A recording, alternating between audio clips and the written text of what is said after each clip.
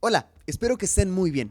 En el podcast de hoy vamos a conversar con un artista cuyo apellido lo hace acreedor de un talento inigualable, hijo del papá del rock nacional, quien tuvo que trabajar arduamente para consolidar un nombre propio, ya que llevaba el apellido de quien le heredó un amor infinito por la música y la composición de letras y canciones. Es músico como solista y también con la banda Los Govinda. Ha sido actor en largometrajes como Marcos Ramírez, presentador en programas de televisión como El Último Pasajero y ha sido un activista social cuya intención es defender los derechos humanos y la diversidad mediante la música. Un apasionado por su profesión, un ser humano único y un verdadero hijo del rock nacional. Entonces hablemos con Pedro Capmany. Bueno, muy buenos días, tardes, noches, a la hora que nos estén viendo, escuchando, lo que sea que estén haciendo con este podcast. Estamos, desde, ¿qué será? ¿Ayarco Sur o Loma de Yarco? No sé, cerca de Tirrazas. Yo creo que sí, Lomas de Yarco es todo, pero no estoy seguro cuál parte de Lomas de Yarco. En algún lugar de la gran área metropolitana, nos venimos aquí a topar y recibimos hoy en nuestra casa a Pedro Capmany. Qué Pero maravilloso poder tenerlo acá en el podcast. Un podcast que estaba yo preparando desde hace muchísimo tiempo, principalmente porque es una persona que le ha aportado muchísimo al rock nacional y a la música nacional y que tiene una historia y un pasado con su papá, que fue José Capmany, o el papá del rock nacional, conocido más comúnmente. Y de verdad que es un placer para mí poder estar en este podcast de hoy conversando con Pedro Capmany. Así que bueno, esperamos que les guste muchísimo en este capítulo del podcast Entonces Hablemos. Démosle, hablemos.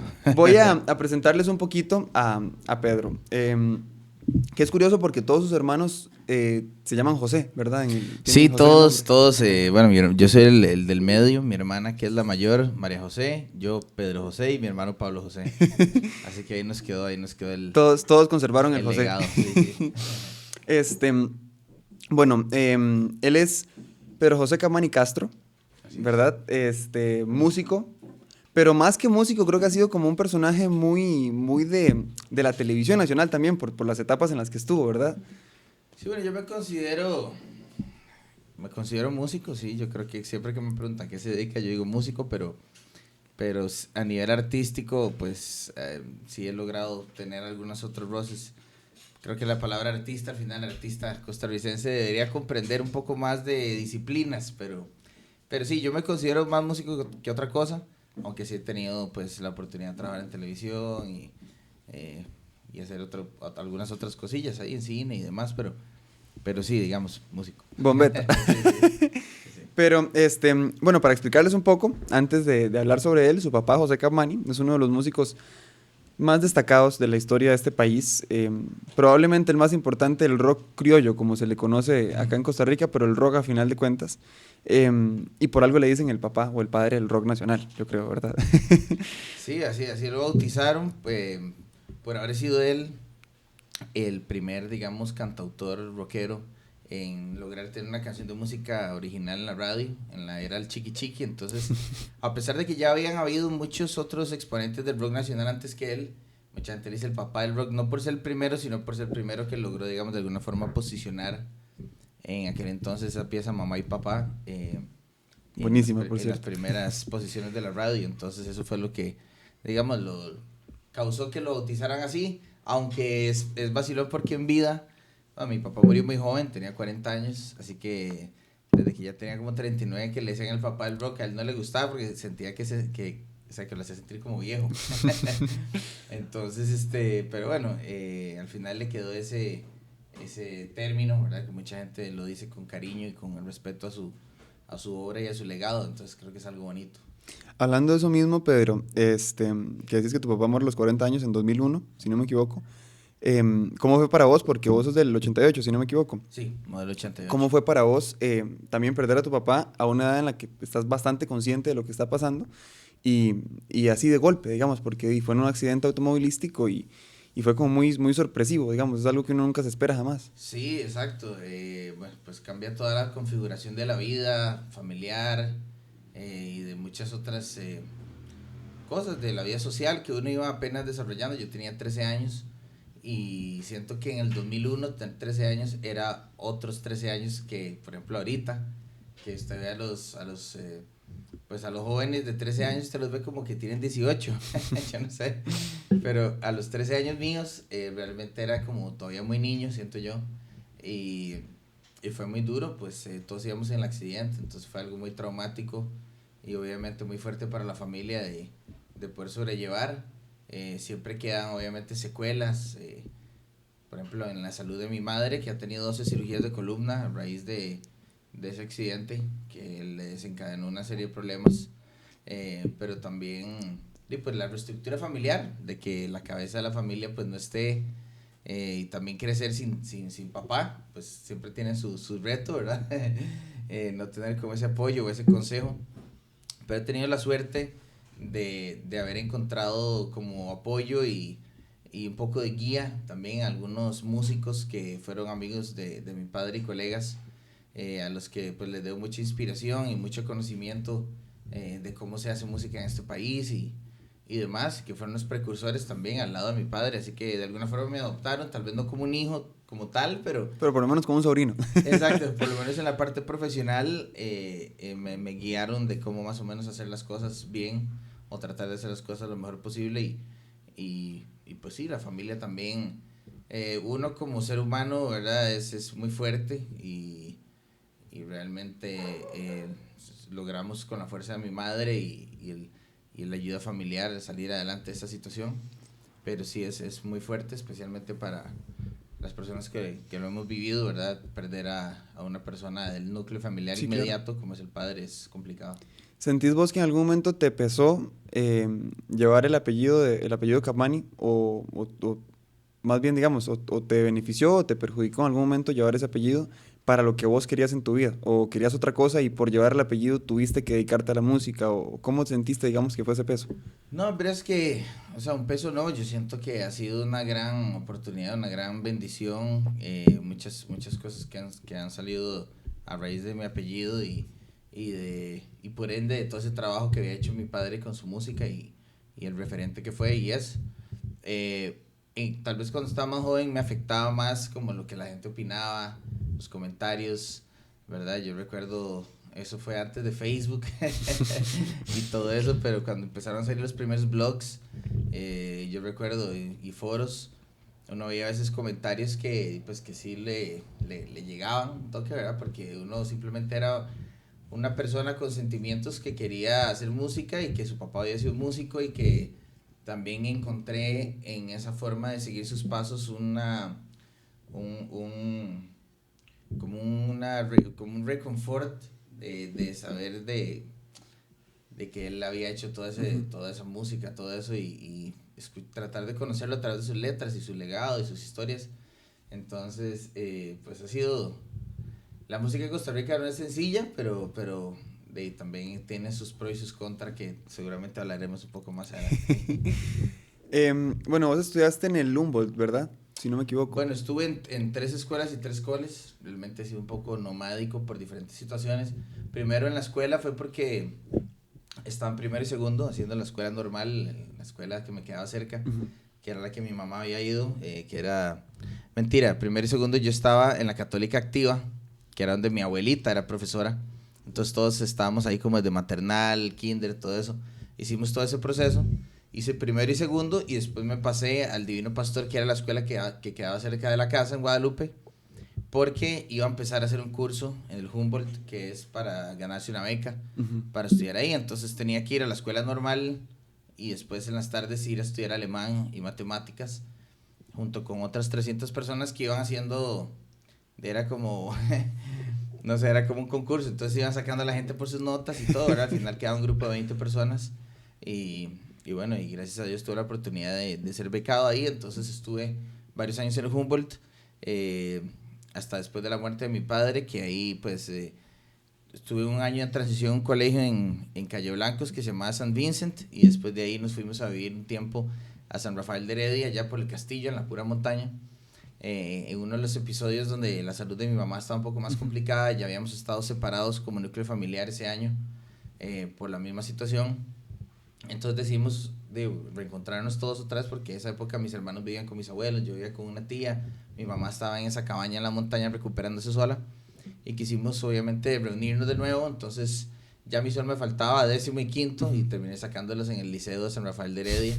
Entonces fue vacilón porque tuve la oportunidad de estar en colegios súper, pues súper caros y fancy y conocer esa vida de gente más despreocupada, que tiene de otro pensamiento completamente distinto. Y otro estrato social, y también llegar a, o sea, ser como el becado en el Humboldt y ser el pipi en el cole público. Era como que tenía ese contraste, pues por lo menos así me percibían, siendo la misma persona al final, ¿verdad?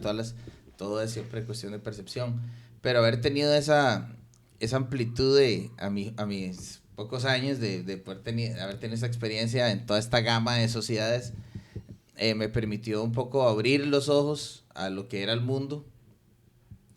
Y mientras todo esto estaba sucediendo, pues yo también estaba metiéndome mucho en la música, dando mis primeros conciertos. Entonces todo se confabuló para que finalmente tomara la decisión o no, en realidad nunca tomé la decisión, nada más la vida me fue llevando por ahí. Y pues ya llevamos bastantes añitos. Bastante. Pero vos, ¿cómo te percibís a vos mismo como músico primero y como persona? ¿Qué pensás vos de vos mismo? Yo creo que casi que puedo responder las dos juntas, porque yo siento que uno siempre está en constante cambio, ¿verdad? Yo no me siento como que he logrado algo, o sea, en el sentido de que siento que pues las aspiraciones de uno van cambiando, los gustos musicales, los proyectos en los que está involucrado. O sea, la vida en sí es un reto. Si usted está en la escuela, pues el reto va a ser llegar a sexto. Si usted está en el cole, el reto va a ser sacar el bachillerato. Si usted se mete a alguna profesión, el reto es terminar la carrera. Después es que hay demasiados profesionales en eso, pues conseguir un buen trabajo. Siempre hay retos, ¿verdad? Y la música no es ninguna excepción. Hay que trabajar muy duro en un país que pues es un puente cultural, que se apoya poco lo autóctono, porque consumimos todo de afuera. Y hay muchos otros fenómenos, pero al final de cuentas, yo nunca me he arrepentido de las decisiones que he tomado, pero sí ya hemos dado bastantes vueltillas desde el... Bastantes pasos desde que iniciaste. Sí, claro, sí. Hablemos un poco de ese inicio, Pedro. ¿Cómo fue ese inicio, digamos, en la música y ese encontrarse, digamos, porque y yo medio soy artistilla, digamos, a veces que me pongo a componer y a tocar batería, uno trata de buscar como su propia personalidad como músico, su propia personalidad como artista. Entonces, ¿cómo fue para vos buscar esa personalidad o porque, bueno, escuchaba en varias entrevistas que te hacían donde a veces tratabas de hacer música con la banda en el garaje, digamos, y después era tributo a José Camani. Uh-huh. Entonces, ¿cómo levantar la mano en esa dualidad entre o soy siempre lo que era mi papá o trato de levantar la mano tratando de hacer algo distinto, digamos? Yo creo que uno como artista siempre tiene que ser, respondiendo a la primera parte de que cómo fueron esos inicios y demás, y cómo hace uno para encontrarse a sí mismo. Creo que, o sea, en un mundo en el que hay tantas millones de personas y aún así todos somos diferentes, que es como una de las varas más increíbles, ¿verdad? Que usted se puede poner a pensar, como hay gente que se parece, pero todos somos únicos y diferentes. Entonces no hay un momento más puro del ser humano que cuando nace, porque no traemos todavía ningún tipo de sesgo cultural, ningún tipo de programación social, ningún tipo de costumbre o nada que, ¿verdad? De donde nacemos, de cultural, religiosa o lo que sea. Entonces, partiendo de ese hecho de que todos, por más que seamos billones de personas en el mundo, nacemos únicos, el artista está en esa constante búsqueda, en ese constante contacto con esa esencia de donde se realmente materializan las canciones, porque la música yo siempre he pensado que es algo muy loco, porque uno, pues usted le puede enseñar, usted puede aprender un montón de teoría, puede ser el mejor músico del Teatro Nacional, de la Orquesta Sinfónica, de lo que usted quiera, pero al final de cuentas hacer una canción requiere creatividad, que eso no se puede aprender, o sea, se puede ejercitar, pero digamos, ser creativo, y un poco eso que te decía, como esa magia de transmutar la nada y convertirlo en una canción, una idea o algo, es algo que siempre me ha llamado la atención, que hay que irlo perfeccionando, que conlleva mucho esfuerzo. Pero yo desde mis inicios traté de ser eso, ser auténtico, ser genuino, y a pesar de que me comparaban con mi papá y que tal vez canto parecido a él en algunos momentos, y pues yo estaba en mi propio camino de descubrir quién era yo, y sí, pasó eso en alguna época, que de hecho es interesante que me lo digas, porque ya uno pues va superando etapas, pero es cierto, una época en la que estábamos súper concentrados en sacar nuestra música, en hacer como nuestro nuestro marca de Govinda, y siempre era tributo a José Capmany en los conciertos, entonces era como, o sea, estamos sacando nuestra música y aún así, ¿verdad? Siento que ya todo eso ha cambiado, obviamente la gente me sigue asociando con mi padre, yo sigo cantando sus canciones en algunos conciertos, en otros toco con café con leche y cosas de estas, pero siempre uno tiene como artista que ser lo más auténtico, porque la gente lo percibe. Ahora con las redes sociales uno ve cómo es la persona en la vida real, ¿verdad? Entonces yo creo que antes uno idealizaba mucho a los artistas, porque uno los veía como este bicho raro, inalcanzable, y no es como ver ahora a Ozzy Osbourne ahí caminando, ¿verdad? Con el bastoncito y todo esto, uno lo humaniza. Sí, Pero claro. en un momento uno lo veía como esta persona extraña, como este ente ahí, que era totalmente diferente a uno. Entonces ahora las redes sociales han humanizado a los artistas, y eso también ha permitido que salga pues otro tipo de producto artístico, como lo es muchos artistas contemporáneos de más que todo el género urbano, podría decir, que es lo que más estoy en un podcast, ahorita hablamos. Perdón. Pero que también la gente pueda ver al artista como es, entonces uno ve las personas más genuinas. Por ejemplo, Bad Bunny tal vez no sea mi artista favorito, pero si uno siente que dentro de toda la gama de artistas, por ejemplo, urbanos, es un mae que por lo menos como dice, he owns it. O sea, si el mae se pone una camisa de, no sé, de peluche rarísimo, el mae de alguna forma lo hace sentir bien, pero no se siente forzado. Entonces yo creo que los artistas tienen que experimentar, obviamente eso es parte de ser un artista y lo que la gente quiere ver también, como de una persona que se atreve a hacer cosas diferentes, que lidera un movimiento, lo que sea, pero también hay que ser genuino con uno mismo y decir, bueno, la verdad yo no soy Bad Bunny tampoco, entonces yo tengo que ser Pedro Capmany porque eso es lo que he sido, eso es lo que soy, claro.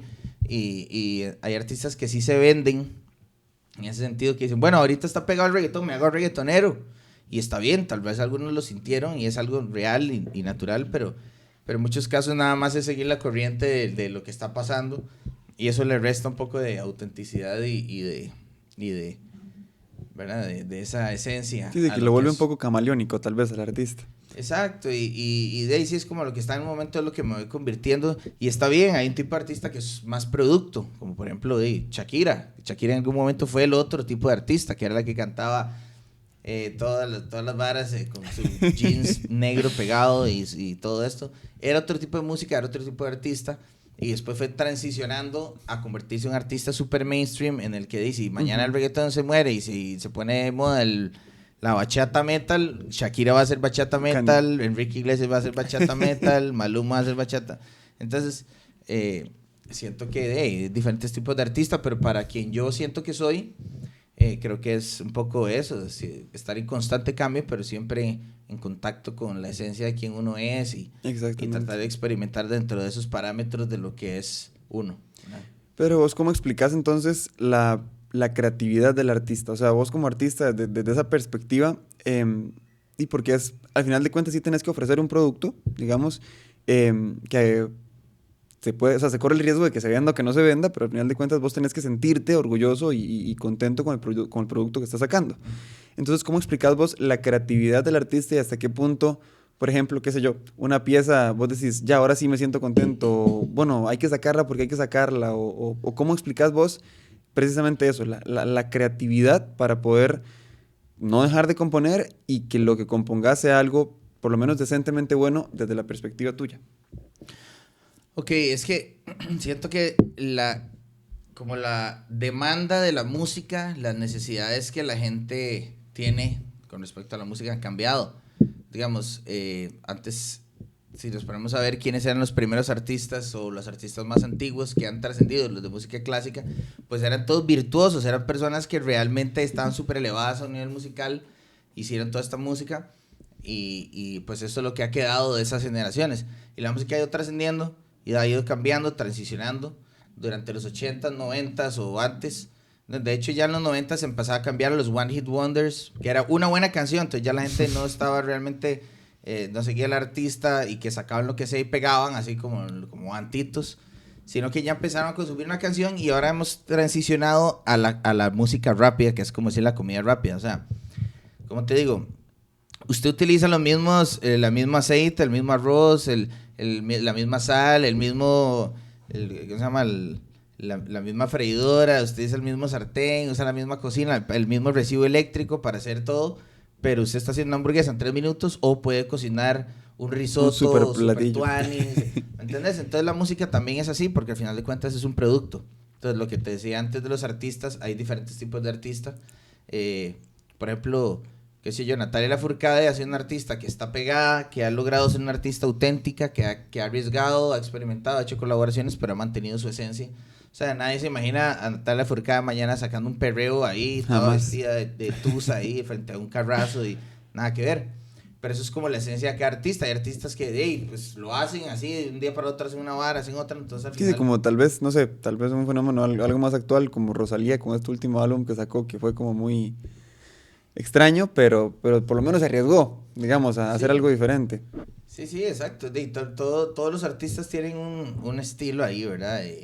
Más o menos, o esa es la idea en general, que cada artista pues, proponga algo. Obviamente algunos que se parecen entre sí y demás, pero por lo general las canciones van a cumplir un objetivo, ya sea el jingle para vender papitas fritas. Ese es igual, como te decía, se utiliza el mismo estudio, la misma inversión para hacer ese jingle que para hacer otra canción. Pero como te decía al inicio, las necesidades de consumo, o sea, la gente, ¿para qué oye música hoy por hoy?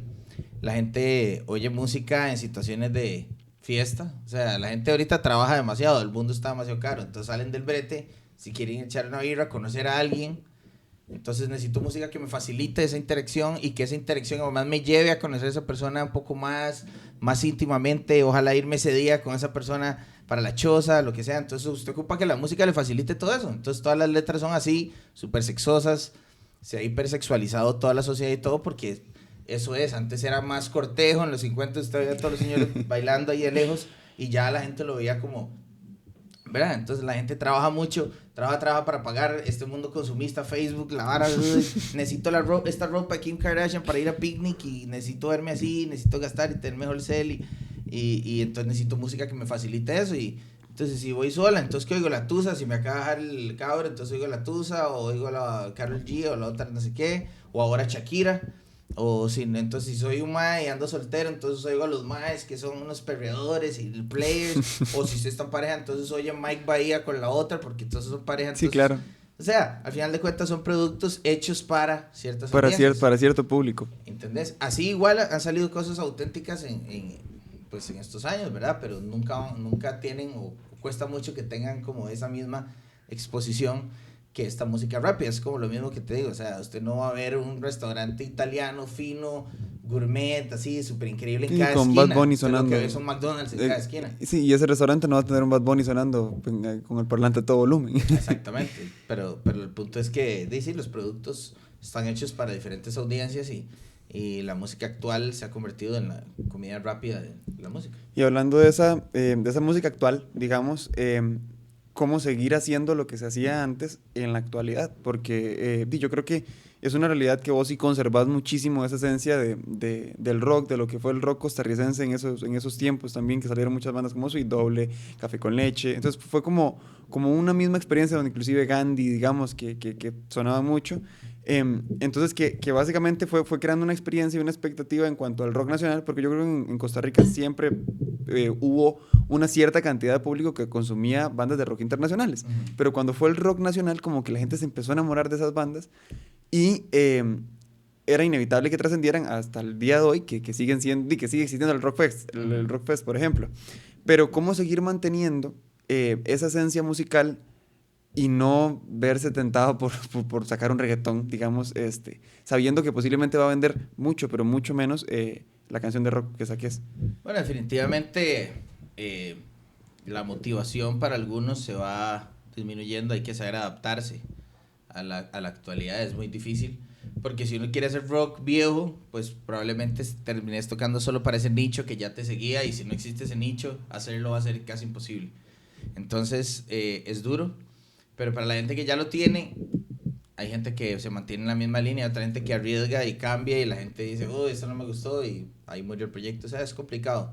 La verdad que de la actualidad sí, Yo siento que en Costa Rica, que lo mencioné al inicio, que es un puente cultural, o sea, si usted ve los top charts de lo más escuchado en Costa Rica y esto, todo desde fuera. Sí. Porque Costa Rica somos un puente cultural, literal estamos en el centro del mapa y estamos súper influenciados por la música colombiana, mexicana, gringa, británica, argentina, de todo. Sí, tal vez la cultura que más tenemos es la folclórica y la gente no consume folclore a menos de que Porque la sea gente 15 ve de como septiembre. polo el folclore tico, no, el folclore tico todavía no hace paso como lo hizo el vallenato en Colombia o como lo han hecho otros ritmos, de hacerse cool, de volverse cool de nuevo, ¿entendés? Que llegue alguien y saque un tambito, pero que sea algo que, madre, me siento orgulloso, ha costado ese paso, pero por ese mismo pensamiento malinchista tico de yo prefiero lo de afuera, es que lo tico y ese pensamiento ha ido cambiando, hay gente que apoya, sí, pero siempre ha estado un poco ese pensamiento de preferirlo de afuera. Y yo siento que por allá del 2010, 12, como por ahí el 2012, creo que empezó a haber un cambio muy importante en Costa Rica, porque cuando fue la explosión de Facebook Exactamente. y empezó toda la era digital, pues para las radios fue mucho más fácil unificar todo. Por ejemplo, los 40 principales era un pilar muy importante de la música acá en Costa Rica para nosotros los artistas. Teníamos una ventana ahí, tenemos programas que nos sacaban las canciones, que nos daba popularidad, que nos ponía en la mente a las personas y que eso generaba que nos llamaran a conciertos, que existieran esos conciertos y que se volviera algo aspiracional ser artista en Costa Rica. Pero de repente llegó la era del Facebook y todo esto y en Costa Rica simplemente el artista costarricense desapareció. O sea, las emisoras dejaron, o sea, murieron todos los programas de música nacional, murieron. Empezó a agarrar auge el reggaetón, entonces la gente comenzó a escuchar música en plataformas digitales Pero y poco a poco fue. que de hecho hay una anécdota muy graciosa que la había escuchado, que creo que la contó Toledo, si no me equivoco. Ajá. Que él decía que cuando apenas estaba entrando Toledo y Tapón con el puro dancehall, digamos aquí, pero durísimo, ¿verdad? Porque ni siquiera era reggaetón, todavía era el pum, Ajá, pum, era antes. pa, pum, pum, ajá, digamos, ese de los 90 de Enemy, ¿verdad? Y Sí, todas esas sí, sí, canciones. sí. Entonces, cuando estaba empezando a llegar ese tipo de ritmos acá a Costa Rica, ya estaba como cayendo el rock. Sí. Pero el rock estaba en su máximo, o sea, cuando José, digamos, y estaba, pues, qué sé yo, Sweet Doble con Profanar y el otro soltaba la otra y Gandhi con otro. Entonces, ¡fua! Entonces estaba como en su apogeo, pero empezó a bajar. Y cuando empezó a entrar eso, dice que mientras Toledo junto con Tapón iban llegando a una radio que ahorita no me acuerdo cuál radio es, pero era una radio muy famosa. Entonces dice que iban llegando y cuando ellos iban llegando, iba saliendo José, dice, pero puteadísimo, que no, entonces no, si no van a publicar mis canciones, entonces ya váyanse, ta.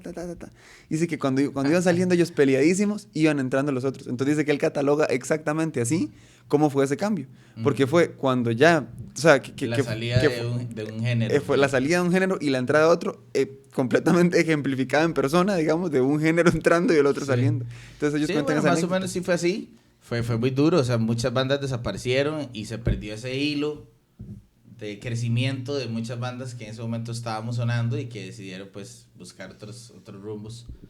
Algunos seguimos, pero la verdad la mayoría fueron, que es normal, ¿verdad? Muchas bandas se van disolviendo así, cuando no tienen el éxito o la popularidad no logran sostenerla o algo así. Pero sí, bueno, en general creo que todo va de la mano, todo lo que te he dicho de los dos tipos de artista que siento que hay, que es como más el comercial funcional y el artista auténtico, que es el loco, que hace sus cosas de así del alma. También los productos, que están las canciones que son más comerciales y que tienen como un objetivo, y las canciones que son también así, o productos artísticos súper chivas, ¿verdad? Originales y diferentes que no buscan esa masa. Y también la funcionalidad de la música, como te decía, lo que ha ido cambiando y que ha ido generando todo eso. El hecho de que la gente viva ahora este tipo de vidas que estamos viviendo y que también toda la moda se ha hipersexualizado y que además la entrada de las redes sociales y todo ha hecho un fenómeno mundial de que escuchemos todos a los mismos 5 artistas. Esa es la razón por la que Bad Bunny lleva como 3 años siendo el artista número 1 del mundo. No porque sea el mejor, sino porque el mae de ahí ha probado que es una fórmula de éxito y todo el mundo prefiere invertir a él que invertir a los otros 3 millones de Bad Bunnies que deben haber en el mundo ahí, haciendo lo mismo. Y curiosamente una fórmula muy copiable que al final de cuentas, o sea, yo por ejemplo, en lo que he podido analizar, existe un Bad Bunny que es como el dios, digamos, del género ahorita, pero hay un montón que si bien no tienen tal vez los millones de dólares que genera Bad Bunny y los millones de vistas que genera Bad Bunny, y no generan 1 billón, como tal vez genera Bad Bunny, pero sí generan 10 millones y con eso basta y sobra. Entonces sale muchísimo reggaetonero. Siempre ha sido así, o sea, siempre hay un líder de la manada y otros que siguen copiando, igual en todos los géneros, ¿verdad? En el rock ha habido, en todos los géneros siempre ha habido. Entonces, la originalidad y la esencia de un artista, sea bueno o malo, hace un movimiento de líder, de liderazgo que muchos van siguiendo. Entonces, también es eso, ser original y ser auténtico genera que la gente lo siga. Sí, ¿verdad? exactamente. Pero sí, no necesariamente, o sea, tener talento no significa que usted tiene garantizado el éxito y la fama. Sí. Ni tener fama o ser el más popular significa que usted es el más talentoso. Exactamente. Son cosas que hay que tener claras y que todo el mundo sabe, ¿verdad? Pero, sí. pero mucha gente se indigna, es como, uy, se ganó 7 Grammys. Y yo digo, sí, pero es el que más suena en el mundo. O sea, no, tal vez no es el mejor cantante, pero es el que más suena, es el más popular. Sí, y también analizar un poco cómo, bueno, al menos desde mi perspectiva, sí han perdido bastante calidad, tal vez, ese tipo de premios, porque ya, de verdad que ya ni siquiera se interesan por lo menos por la complejidad de una composición, porque si es bueno o es malo es subjetivo, al final de cuentas. O sea, hay gente a la que Rubén Blades le parece increíblemente bueno, hay gente a la que le parece un más, digamos. Pero tal vez sí por la complejidad de sus composiciones uno notaba antes, qué sé yo, un Viña del Mar, digamos, antes, en los años, no sé, tal vez en 2005, algo así, que usted veía que tocaba Willy Colón, después Juan Luis Guerra, después usted veía esa banda gigante y ahora es, por ejemplo, pues estoy viendo aquí Tini, con 4 o 5 bailarinas, digamos, y un DJ tocando. Entonces, tal vez, yo siento que lo que ha pasado es como que... Esa es otra parte también que es la música urbana se ha convertido todavía, como te decía, en la comida rápida de la música. O sea, tanto que para qué las disqueras o para qué los más van a complicarse en tener una orquesta como antes Luis Miguel y la orquesta de 100 músicos. Si pueden poner un DJ, 3 bailarinas y un playback, porque ni siquiera cantan en vivo, y todo el mundo moviendo las nalgas ahí o vistiéndose raro, dándose besos ahí entre sí como para generar noticias. Sí. Y al final eso se ha convertido de la vara, ¿entiendes? Entonces, viajan 4 en un avión, ya no tienen que viajar usted 100 músicos y todo, sino que son 4 más, perrean, vámonos, listo, ¿qué sigue? No se van a joder la voz porque no cantan, puro playback, que si se jode un bailarín, meten a otro. O sea, el DJ probablemente no está ni mezclando en vivo. Y que posiblemente también es un fenómeno que yo ahorita lo logro ejemplificar más, tal vez con Fade, creo que se llama, bueno, la Fercho, ¿verdad? Así le dicen, que tuvo su época de reggaetón serio, con J Balvin y así al principio, y después ya ni siquiera necesitaba de un productor, ni siquiera necesitaba de una disquera, él en su casa se compró un buen micrófono, una buena compu, y él solito se hacía sus canciones y se editaba sus propias canciones y así logró ser el fenómeno, porque ahorita es un fenómeno, o sea, los lentecitos, la gorrita, todo. Entonces ya no es solo el artista, sino que se crea toda la imagen y el marketing del artista y sus canciones para poder venderlas. Entonces al final de cuentas resulta ser eso, un producto. Siempre termina siendo un producto.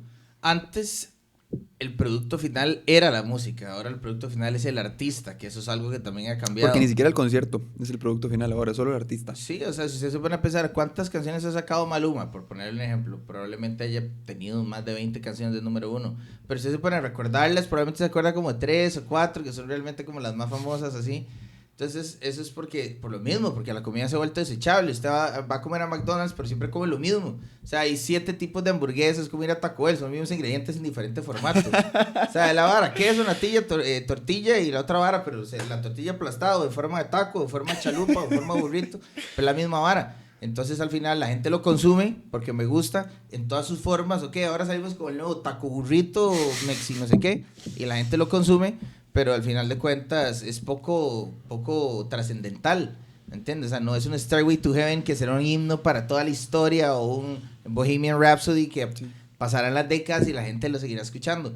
Esto es sí, sale la vara, todo el mundo, ok, perremos, felices los 4 y ya después como, hey, sí, ya fue. O sea, mentira que usted va a estar en 20 años ahí, no sé, trabajando en una oficina de arquitectura y le va a decir a su hijo, vení, te voy a enseñar una canción con la que me ligué a tu mamá, felices los 4. O sea, es como, sí, ¿no? Es un poco trascendental, siento yo. Sí, claro. Bueno, ya que hablamos un poco de esa parte, ¿verdad? También quiero que hablemos un poco de los Govinda, porque esa es tu banda, ¿verdad? Con la que creo que te naciste, maduraste y actualmente estás, digamos. Entonces, ¿cómo fue para vos también la experiencia de no hacer música vos solo, sino con una banda? Tal vez lo logras semejar un poco de José con Café con Leche, digamos. Ujú. Entonces, explicaba un poco esa parte de los Govinda, digamos, cómo fue empezar a crear su propia música, empezar a crear su propia esencia, su propia identidad como banda y como artistas por separado, porque realmente es música muy distinta de la que uno comúnmente escucha y muy buena realmente. Entonces, contame un poco de los Govinda. Bueno, los Govinda, que inició siendo Govinda nada más, era el proyecto del cole, donde empezamos a tocar, el proyecto que se independizó del garaje de un compa y empezamos a conseguir conciertillos. Y era un esfuerzo que yo hacía subconsciente de tratar de desligarme del Capmani, o sea, como de tratar de darme valor, pero por otro lado, entonces tratamos de promocionar el Govinda Govinda para que no estuvieran como Pedro Capmani y los Govinda, que en realidad la banda Sí. nunca se llamó así, pero así nos ponían. Entonces era como un esfuerzo de probarnos a nosotros mismos que lo que hacíamos realmente valía la pena y, ¿verdad? Una banda como los Govinda o como muchas otras bandas que son así bastante democráticas, pues solitas van a conformar un sonido auténtico si se trabaja orgánicamente y real porque cada músico tiene sus gustos, sus preferencias musicales, cada músico tiene su historia, su historia de vida, su historia personal, eso es lo que le gusta, etcétera. Entonces cuando se pone todo eso en una licuadora, pues sale un grupo, sale un sonido, sale...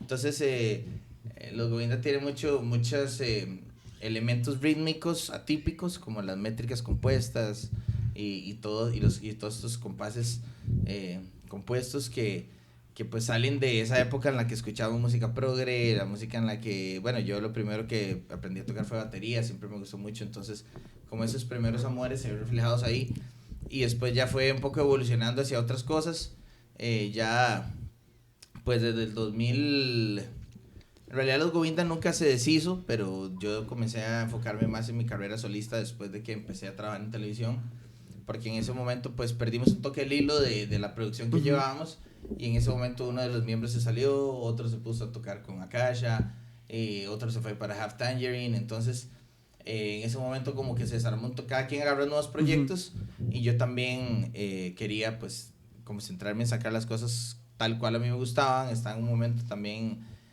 un poco único y especial de mi carrera, que era cuando estaba en la tele, entonces en ese momento decidí sacar canciones que eran más producto como esa, La gente quiere bailar y todo esto, que son canciones de lo que te decía, que tenían un objetivo muy Sí, particular en claro. ese momento y que bueno, me fueron como el elemento de transición entre los Govinda, ser solista y empezar a encontrar mi esencia solista, que es lo que ahorita actualmente estoy haciendo, tratando de mostrar ese lado más sincero de quién es Pedro Capmani, que cree atrás de las letras, que vive y con un sonido más real a lo que a mí me Sí. gusta y no tan producido por terceros, digamos. Sí, claro, y precisamente bajo ese concepto, digamos, de qué es lo que cree Pedro Capmani y qué es lo que está buscando con su música, es el más reciente sencillo de Universo, o hubo Bueno, otro. sacamos después de ese uno que se llama Mejor Sin Ti, entonces, Ujú. pero fueron bastante seguidos, sí, esos son Por los lo- últimos dos. está ahí Sí, entre los sí, más recientes, sí.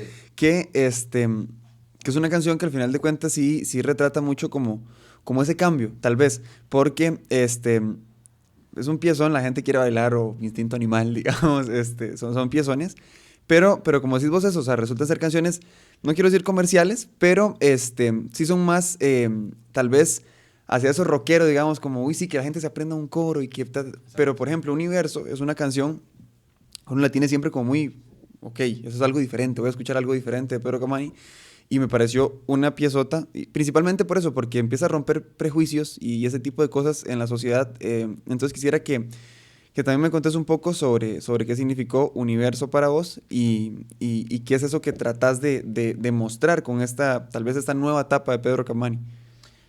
Bueno, retomando un poco todo lo que hemos hablado de lo que para mí es ser un artista y ese elemento orgánico y distintivo que tenemos cada persona en lo que sea que hagamos,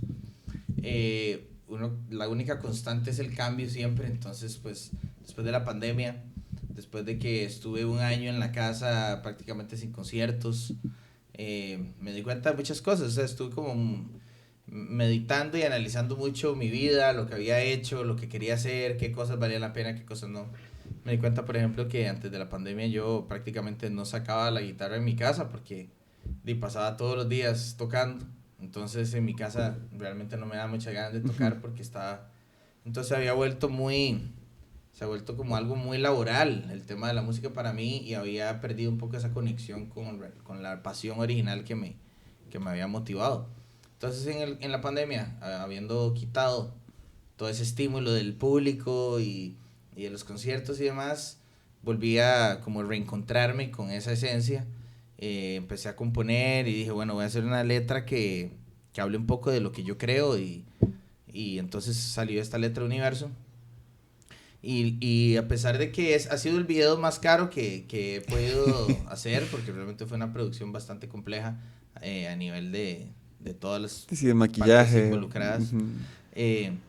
Y la canción menos comercial también, porque era una canción que yo sabía que no iba o sea, que no era una canción, es una canción larga, ¿verdad? Dura como 4 minutos 20, y es una canción que tal vez no era la más comercial para invertirle todo ese esfuerzo, pero también estaba motivado por todo lo que había vivido en la pandemia y quería también dejar ese legado ahí un poco del mensaje de inclusión que tiene la canción, y de proponer un universo en el que podamos vivir con tolerancia, con respeto, con amor al prójimo.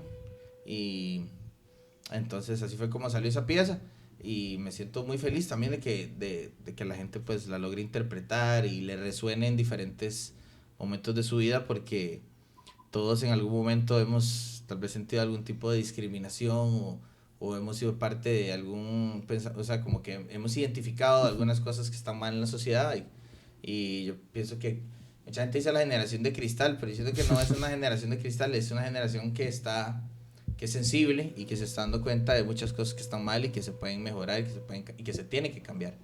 Así que es un pequeño granito de arena de una persona modelo 88 que también está en su proceso de deconstrucción de muchas cosas que en su momento se creían normales o se veían como normales, y que hay que comenzar a cambiar y a abrir nuestra mente, y también darnos cuenta que todos somos humanos y que todos merecemos una oportunidad y un espacio en este mundo, y claro, siempre y cuando tengamos respeto y tolerancia de los unos para con los otros, ¿verdad?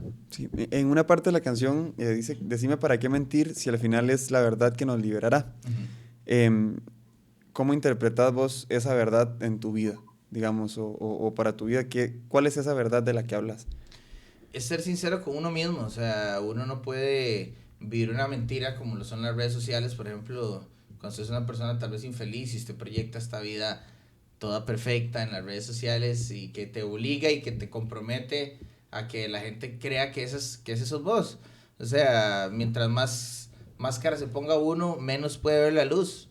Y básicamente es eso, como siento que vivimos en un mundo muy falso, cada vez se ha vuelto más plástico, y tenemos que vivir la realidad, tenemos que vivir la verdad, tenemos que dejarnos de tanto filtro, de tanta vara, aceptarnos como somos, humanizarnos más realmente, y una vez que uno acepta esa verdad y se deja de tanta falsedad, es cuando realmente se puede vivir como en un tipo de armonía y de paz con los demás, cuando todos somos sinceros y nadie está escondiendo nada, claro. Y todo el mundo es realmente sincero, ¿verdad? Es como, es lo bonito estar loco también. Si usted ve como la gente que está, hay gente que vive como conectada en otro plano, que nosotros los que les decimos locos, ya sean personas que tienen algún tipo de problema, lo que sea, y usted los ve que son personas que no tienen esos mismos procesos de pensamiento como uno, que tal vez te envenenan el alma, lo que te decía al inicio, claro, uno nunca es más puro que cuando nace, y cuando no le han enseñado ninguna doctrina, ninguna costumbre, ninguna moda, no le han enseñado a darle valor a un bolso porque tiene una marca, y el otro bolso que es exactamente igual,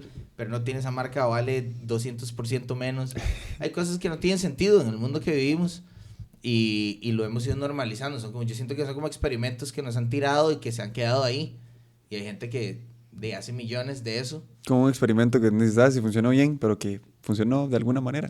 Nos hace sufrir todo eso, porque como seres humanos nos enseñan que si no tenemos estas cosas tan caras no vamos a ser felices, si no tenemos el culo del Kim Kardashian, si no tenemos, sí, claro. Y si, como hombres también la presión de de tener dinero, de ser exitosos, porque si no, no vamos a tener una huila como esas, o no nos van a respetar, o tenemos que ser todos grandes y musculosos también para complementar la vara, porque entonces hay muchas presiones sociales que nos hacen ser infelices y que tenemos que despojarnos de eso y aceptarnos como somos y saber que cada persona es un mundo y que cada quien está viviendo su historia, sus procesos y esa es la verdad de todos. Sí, No, sí, claro. no es la vida de Kim Kardashian, lo que es verdad es esto. Y ahí mismo, me interesa mucho también porque acabas de mencionar lo de la deconstrucción y, y cómo uno, al final de cuentas, se tiene que deconstruir, iba a decir quiera o no, pero hay gente que lo puede decidir y que puede decidir no hacerlo también. Y es muy respetable tal vez, o tolerable al menos, pero creo que es algo que deberíamos hacer todos, o sea, de construirnos porque la realidad en la que vivimos, o sea, por ejemplo, la realidad de 1988 es completamente distinta a la de ahorita y la de ahorita va a ser completamente distinta a la de 50 años Total. y así va a ser conforme pasen los años también. Entonces yo creo que deconstruirnos es lo más necesario que podemos hacer y precisamente quisiera preguntarte eso, o sea, ¿cómo se deconstruye Pedro como artista? Porque estoy seguro que vos en tus años de colegio eras súper rockero y súper, guau, sí, rompamos todo y ahora, digamos, cambia un poco. A mí me tocó vivir todavía la colita de lo que fue, digamos, ser músico en Costa Rica sin redes sociales, entonces fue muy chiva y ver nacer eso también fue algo que en el momento pues fue un gran estímulo para uno. Ahora lo veo como algo que hay que tener cuidado, las redes sociales, o sea, realmente como artista y como persona hay que tenerle respeto a las redes sociales, hay que saber usarlas porque primero nos hacen perder demasiado tiempo, nos proyectan una realidad que no es verdad. Entonces mientras uno está consumiendo un montón de cosas o viendo huilas en TikTok ahí, entonces usted está llenando su cerebro con esas varas en vez de estar pensando en cosas productivas, en vez de estar eso, se vuelve un man que está ahí viendo huilas todo el día. Entonces ¿cuál va a ser su reacción cuando ve una huila bonita en un lugar? Bueno, se va a alterar todo, obviamente, ¿verdad? Porque esa es como la hipersexualización que nos meten en todo lado y las huilas también están ahí viendo a estos maes ahí, todo el Leo Sí, claro. DiCaprio aquí, millonarios en un yate y la vara, entonces nunca nada es suficiente para nadie. Pero bueno, sí, nos desviamos un poco el tema, pero No importa, no importa. en general yo siento que todos tenemos que ser reales, ¿no? Eso es algo que le falta a esta generación, se ha ido, o sea, es realmente preocupante para mí ver esta generación de personas todas ansiosas, todas depresivas, porque y ahora realmente no hay Sí, como... y posiblemente muy reflejado en Twitter. O sea, yo por ejemplo veo Twitter y es gente que pasa puteada por todo, triste por todo, digamos, y es que, o sea, no quiero que se malinterprete, no, está bien estar triste, está bien llorar, todo lo que, o sea, se ha trabajado mucho en la salud mental como para creer que eso no debería ser así. Sin embargo, sí es como algo de, ay, no conseguí entradas para ir al concierto de tal mae, soy la peor basura que existe, y este sí va a ir, y este no va a ir, o por ejemplo, ya conseguí la fucking entrada para ir a picnic, pero no sé cómo vestirme. Entonces, como decías vos, es una generación preocupada por demasiadas cosas innecesarias que al final de cuentas, cuando llegan las cosas necesarias por las cuales preocuparse, empiezan a ser valeverguistas. Entonces un valeverguismo en las cosas equivocadas y una preocupación por las cosas completamente innecesarias. Entonces como, Sí, sí, ay, ¿vieron no el le estamos video? metiendo carnita al cerebro, no le estamos metiendo esa sustancia que es lo importante, porque al final dentro de 15 años de todos estos maes son los que van a estar ahí running bien, así el país, güey. Entonces, ¿de qué nos va a servir a nosotros tener un poco de gente? Y es que yo era la mejor en TikTok y ahora soy presidenta de yo no sé qué, ¿me entiendes? Sí, Como, soy la ministra de Educación, o digamos. sea, sí, hay que bailarse un TikTok y hacer algo por la vida, bailarse un TikTok e ir alternando.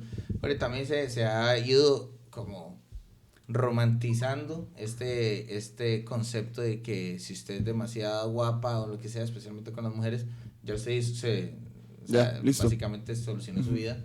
Y usted como madre tiene que tener demasiado billete para tener una huila así. Esos son los dos ejemplos de éxito que la sociedad ha ido impulsando. Sí, claro. Entonces, uno tiene que deconstruirse y ese proceso de construcción de una persona.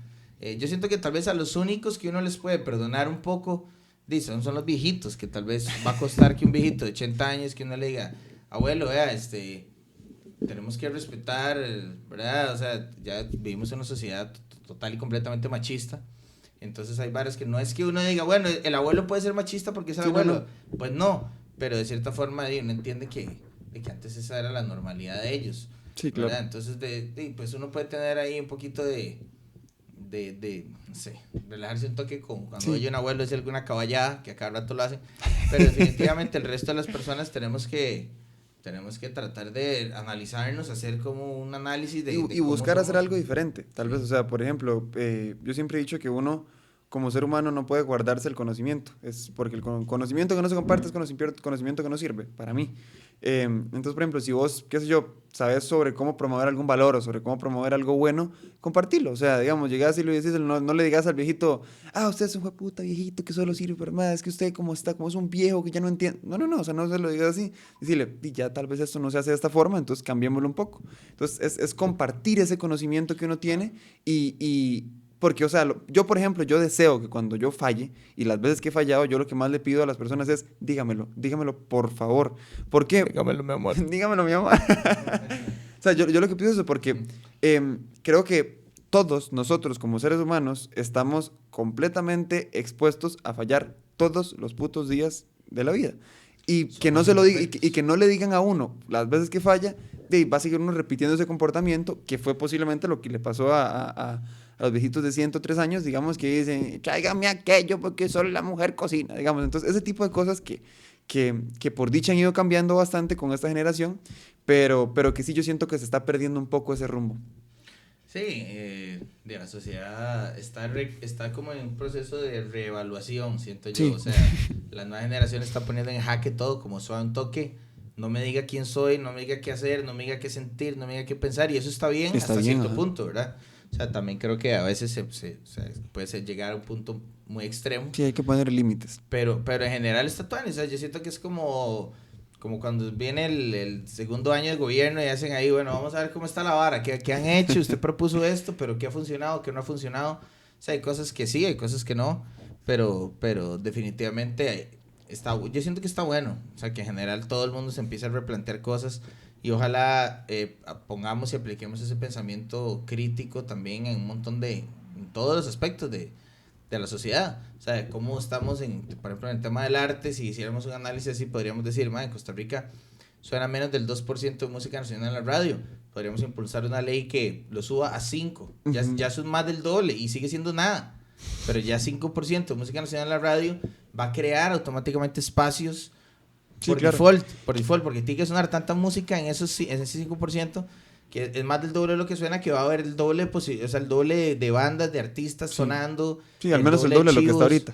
Exacto, entonces eso va a generar un montón de brete, un montón de nueva música, de nuevo arte costarricense. Sí, claro.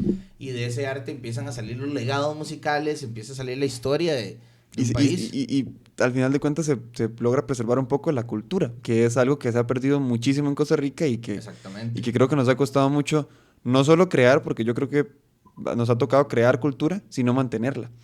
Sí, tiene que llegar a un punto en el que digamos rock nacional y la gente no piense en mi tata, Pato, Marta y Bernal. O sea, tiene que llegar un momento en el que diga, pero ¿qué es el rock nacional de tanto que hay? Uh-huh. O sea, sería chivísima, ¿verdad? Que llegara un momento en el que hubiera tanta música y tantos artistas y los hay. Lo que pasa es que, digo yo, en la no memoria se colectiva necesitamos sí, claro. trabajar ese impulso a la música. Pero por eso es importante siempre estar reevaluándose uno artísticamente como ser humano, sus proyectos personales, sus proyectos profesionales. O sea, en general nunca va a estar de más, ¿verdad? Pero después vamos a volvernos un poco a la etapa de cuando te toca dirigir El Último Pasajero, que yo creo que va muy de la mano con cuando estuviste en Dancing with the Stars. Sí, fue justo después, sí. Entonces, ¿cómo fue para vos también esa etapa de televisión? Porque fue de Pedro Artista, que uno sabía así, el carajillo de José Capmany, carajillo digo yo, a pasar en esa etapa, digamos, en la que también fue muy chiva y que creo que El Último Pasajero, por ejemplo, fue un programa de los cuales no se ha hecho nunca en Costa Rica y que personalmente a mí me encantó. ¿Por qué? Porque era muy juvenil. Fue como, no sé, a mí se me pareció mucho tal vez a la misma vibra que daba lo que pone La Gallina, digamos, de Gigi Choché o Un Show de Huevos, digamos, ese tipo de programa que hace que la juventud se sienta como, yo quiero ver El Último Pasajero para ver qué dicen o quién se cae o quién participa. Entonces, ¿cómo fue para vos esa etapa también? Porque, ¿eso cuándo fue? ¿En 2000...? Creo que eso fue como por 2016, 2017, por ahí. Sí, entonces es lo mismo, o sea, estás vos súper joven, con gente súper joven, entonces ¿cómo fue para vos esa etapa? Yo me sentía como cuando entra el profe nuevo al cole, que es todo jovencillo y que todos lo ven como el compa. Profe!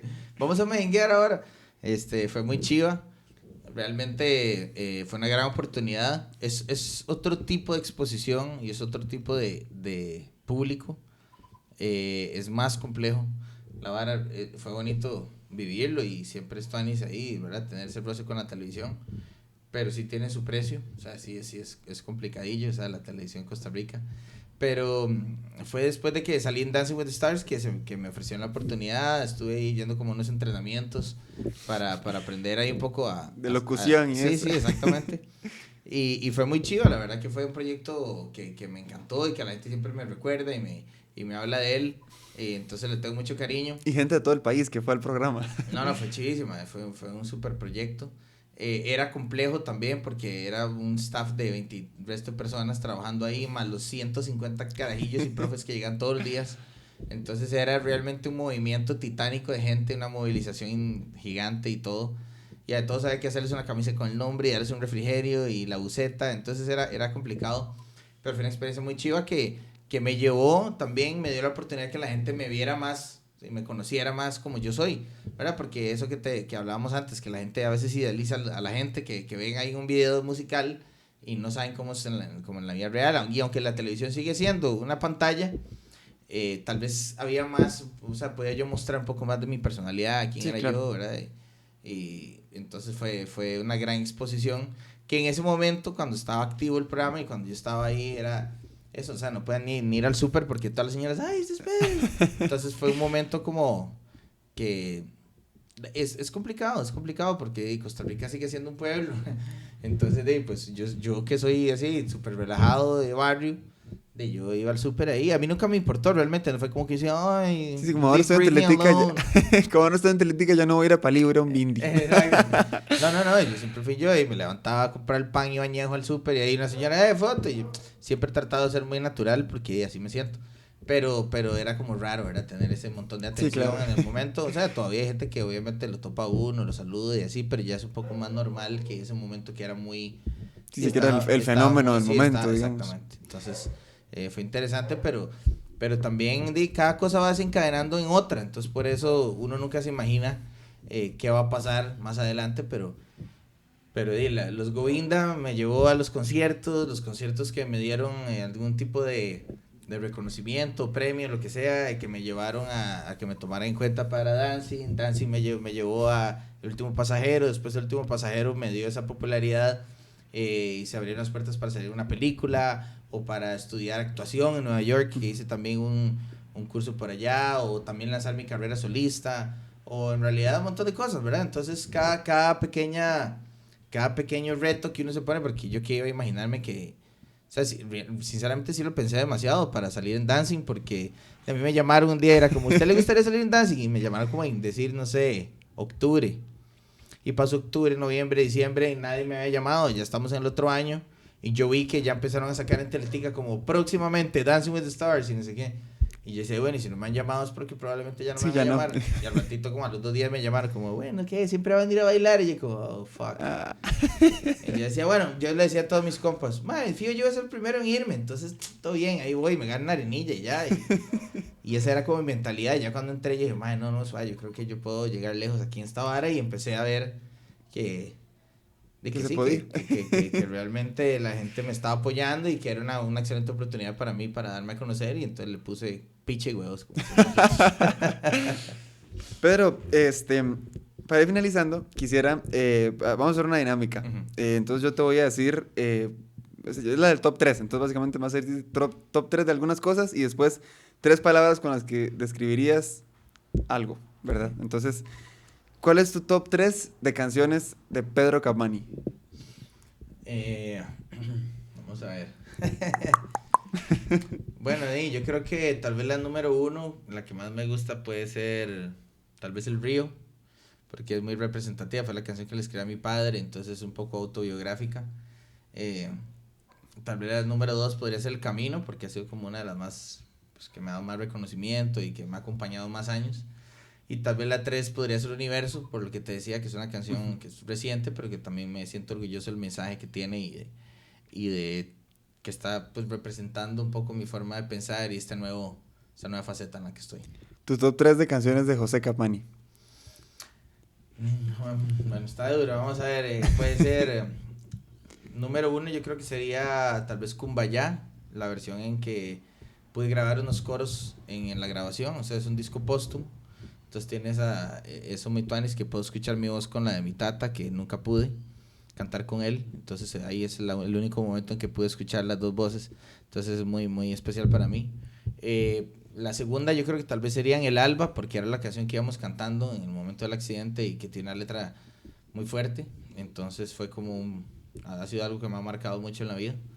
Y yo creo que la tercera podría ser tal vez El Viajero, que es una canción que también después grabamos con los Govinda y que es una canción que dice: el viajero que se pierde siempre mira al cielo, cuando la noche se despeja encuentra su camino, al final de cuentas y todos estamos siempre metidos en una nube, ¿verdad? Que es un problemilla ahí, pero se sale la nube, es como cuando está en el avión y usted se mete y siente que está en una tormenta, a los 2 minutos salió y ve todo despejado y arcoíris y así es la vida. Entonces, son canciones que me han acompañado mucho tiempo.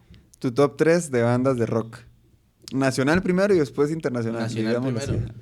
Bueno, de bandas de rock nacional, yo creo que número 1 sería Gandhi, tal vez, porque pues desde pequeño los he escuchado, soy súper fan, soy amigo de ellos, he podido cantar muchas veces con ellos, grabar, y realmente admiro su consistencia y su profesionalismo en todos los 4.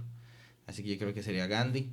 Después Cadejo, porque me encantan las canciones, siento que Mechas es uno de los mejores compositores que ha tenido Costa Rica en la música popular. Entonces, y además mi hermano. Así que creo que sería esa, la segunda. Y tercero, vamos a ver, top 3. La tercera, ¿cuál podría ser?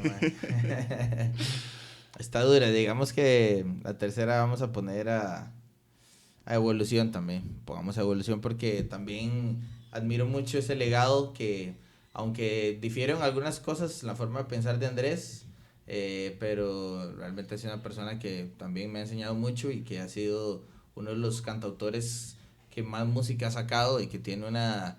O sea, usted va a un concierto de Valerón y no canta ni un cover y el público canta todo el concierto de principio a fin canciones de él y eso es un trabajo de muchas décadas y de mucho esfuerzo, así que es algo que admiro mucho de él y de Evolución. Así que...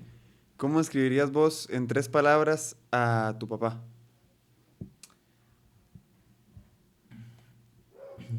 3 palabras.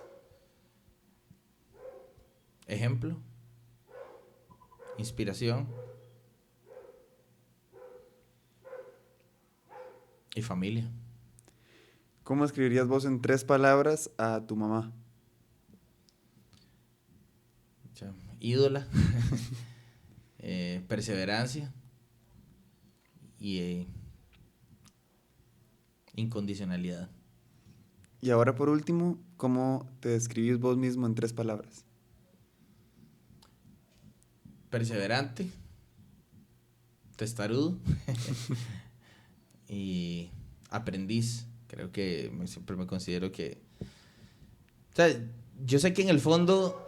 O sea, siempre me llama la atención que me inviten a entrevistas y así porque yo siento que sigo aprendiendo de todo, ¿verdad? Y yo me siento que estoy en etapas todavía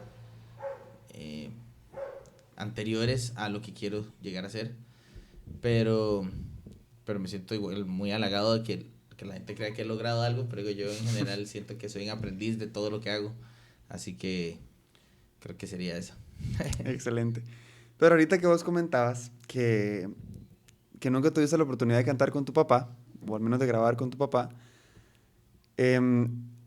yo te puedo decir que sí, porque tal vez no se pudo hacer en ese momento, pero bueno, yo te tengo acá un regalo, que es por parte de un muy amigo mío del alma, que se llama Gabriel Ortega, el Cheneque Designs, es un gran artista, y que si bien vos no pudiste tocar ya adulto con tu papá, que estoy seguro que te hubiera encantado, creo que tal vez por medio de este dibujo te puede hacer una idea de cómo hubiese sido tocar con tu papá. Entonces, acá está. Wow, man, qué chido. Por parte de mi gran amigo Gabriel Ortega, que ahí lo pueden seguir como @elcheneque, sale en Instagram, y esa es la imagen de de Pedro tocando con José.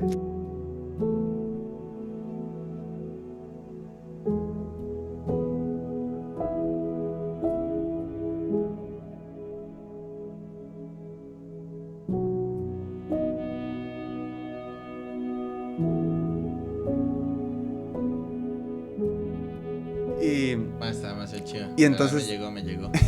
Y entonces retrató eso que para mí también significa un montón, porque ahora, como le están enseñando a Pedro, yo siempre he sido muy fan de la música de ustedes dos, antes de la música de José Capmany, tal vez cuando estaba muy niño, y ahora que he crecido un poco más ya con la música tuya, y que realmente han significado... Bueno, es que me fui ahí viendo la vara, como que me llegó.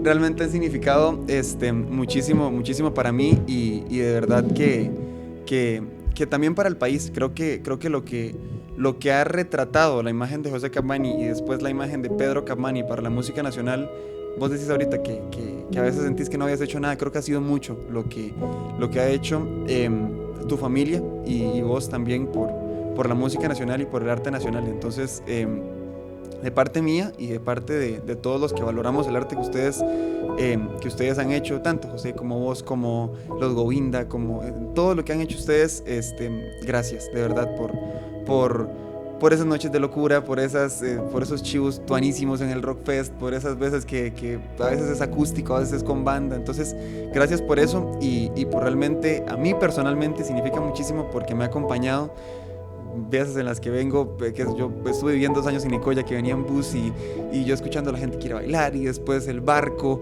y después con quiero ser, y entonces ha sido muchísima compañía para mí, y de verdad que muchísimas gracias, Pedro, y también por el espacio de poder participar en este podcast. No, pura vida, gracias por darle valor a estos esfuerzos que pues ya han sido más de 12 años en la música y en la escena, y nada, realmente agradezco a toda la producción, aquí al compa de cámara también, a José aquí atrás, ahí, José Valdelomar. Gracias por el cuadro, que realmente ahí lo voy a poner en mi casa, está demasiado chido.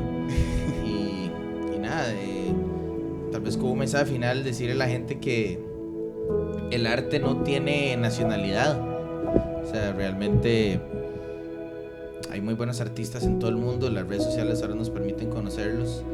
Tratemos de creer más en nuestros productos, en nuestros artistas, en nuestros artesanos, pintores, escultores, nuestros poetas, nuestros cantantes, nuestros bailarines. Tratemos de creer más en lo nuestro. Yo creo que es hora de hacer un pequeño cambio en nosotros mismos. La gente a veces cree que al cambiar uno no cambia nada, pero si usted empieza a escuchar música nacional, o algún amigo lo va a escuchar, y se va a hacer una cadena que va a ir haciendo un poco más de una red de apoyo para el arte costarricense. Así que estos esfuerzos también van dirigidos hacia eso y suman a ese movimiento. Así que muchas gracias por escucharnos, vernos, y buena nota. Así que bueno, muchísimas gracias de verdad a todos los que se quedaron viendo el capítulo, y a todos los que lo van a ver después. Espero que les guste muchísimo este capítulo del podcast, que para mí es el significado muchísimo de verdad. Y nada, ya saben que nos puede seguir en las redes sociales como @lo que no se dice CR, ahí van a salir por todo lado, como @damurillo1. Y Pedro, vos, tus redes. Capmany, ahí me pueden buscar como Capmany. Y nada, ahí en Spotify también la nueva musiquita para que la escuchen. Exacto, igual que los Govinda, ahí sale todo. Ahí sale. Y vamos a subir más cosas también exacto, ¿qué se viene ahora para la carrera? Bueno, de los Govinda no he subido algunas cosas, pero por lagunazo nada más, entonces las voy a subir ahí. Y de parte de José Capmany se va a subir toda la discografía, que son casi 100 canciones, entonces va a estar pronto, eso está cocinándose ahí. De mi parte viene un disco en el 2023, viene un sencillo pronto, así que hemos estado trabajando duro en nueva música, en sacar nuevo material, y esperamos que lo escuchen pronto. Excelente, entonces. Bueno, entonces eso sería este capítulo sumamente especial del podcast Entonces Hablemos, y así fue que hablamos. Ahí está, podemos ver el supercuadro una vez más de Pedro tocando junto con José, que retrata una historia de una familia que le ha dado tantísimo a la música nacional. Así que eso sería todo, y muchísimas gracias, y que estén muy bien. Chao. Chao. Siento que no puedo